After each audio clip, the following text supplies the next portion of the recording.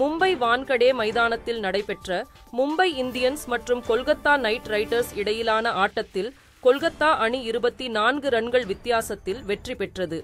51ஆம் IPL league ஆட்டத்தில் Mumbai Indians மற்றும் கொல்கத்தா அணிகள் மோதின. இதில் டாஸ் வென்ற மும்பை அணி பந்து வீச்சை தேர்வு செய்தது. இதனையடுத்து பேட்டிங் செய்த கொல்கத்தா அணியின் தொடக்க ஆட்டக்காரர்களான பில் சால்ட் 5 ரன்களிலும் சுனில் நரைன் 8 ரன்களிலும் ஆட்டமிழந்தனர். இறுதியில் கொல்கத்தா அணி 19.5 ஓவர்களில் 169 ரன்களில் ஆல் அவுட் ஆனது. இந்த இலக்கை துரத்திய மும்பை அணி தொடக்கத்திலேயே தடுமாறியது. இஷான் கிஷன் 13 ரன்களுடனும் ரோஹித் 11 ரன்களுடனும் வெளியேறினர். அதிகபட்சமாக சூரியகுமார் 56 ரன்கள் குவித்தார்.